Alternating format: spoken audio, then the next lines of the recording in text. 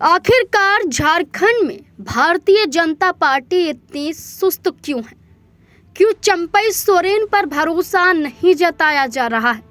जहां एक तरफ घाटशिला विधानसभा सीट के उपचुनाव के तहत चंपई सोरेन त्वरित कार्यवाही कर रहे हैं, जहां चंपई सोरेन आदिवासियों के हक की लड़ाई को लड़ रहे हैं, जहां चंपई सोरेन अपने बेटे बाबूलाल सोरेन को चुनाव लड़वाना चाहते हैं, तो वहीं दूसरी तरफ बीजेपी ना तो चंपई सोरेन के इस बयान से सहमत दिखाई दे रही है, ना ही चंपई सोरेन से मुलाकात कर रही है और ना ही उनके बेटे बाबूलाल सोरेन को लेकर बीजेपी के किसी भी नेता के मुंह से नाम सुना जा रहा है।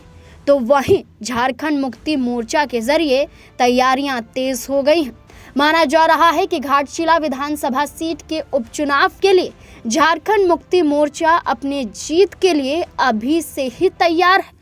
यहाँ एक बड़ा फैसला लिया जा सकता है और हेमंत सोरेन के जरिए लिए जाने वाला फैसला बीजेपी को झटका दे सकता है। तो क्या ऐसे में चंपई सोरेन को अब एहसास होना चाहिए कि बीजेपी में रहकर सिर्फ उनका इस्तेमाल किया गया? जहां ज़रूरत थी, जहां उम्मीद थी, वहां बीजेपी भरोसा नहीं जता रही है।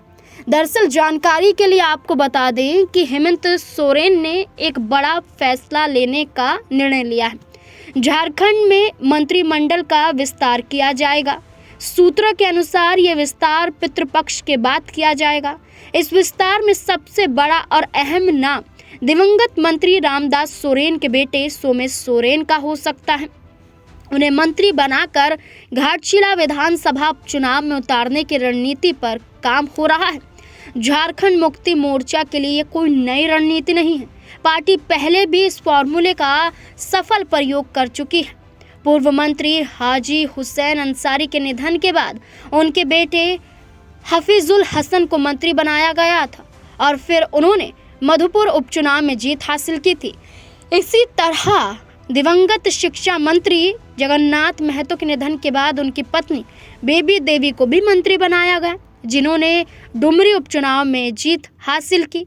ऐसे में ये माना जा रहा है कि घाटशिला से सोमेश सोरेन को उतारने से पहले उन्हें मंत्री बनाया जाएगा और उसके बाद घाटशिला का उपचुनाव लड़ सकते हैं।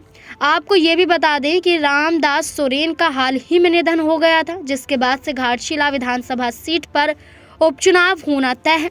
हालांकि चुनाव आयोग ने अभी तक इसकी आधिकारिक घोषणा नहीं की, लेकिन आपको ये भी बता दें कि झारखंड मुक्ति मोर्चा के मुखिया और झारखंड के मुख्यमंत्री हेमंत सोरेन ने सोमेश सोरेन के परिवार से मुलाकात भी की, रामदास सोरेन को श्रद्धांजलि भी दी और वहीं कहीं ना कहीं ये भी दावा किया गया कि अब सोमेश सोरेन के नेतृत्व में चुनाव लड़ा जाएगा। आपको बता दें कि रामदास सोरेन के परिवार से सीएम हेमंत सोरेन ने मुलाकात की, जिसके बाद सियासी हलचलें ज़्यादा तेज हो गई हैं।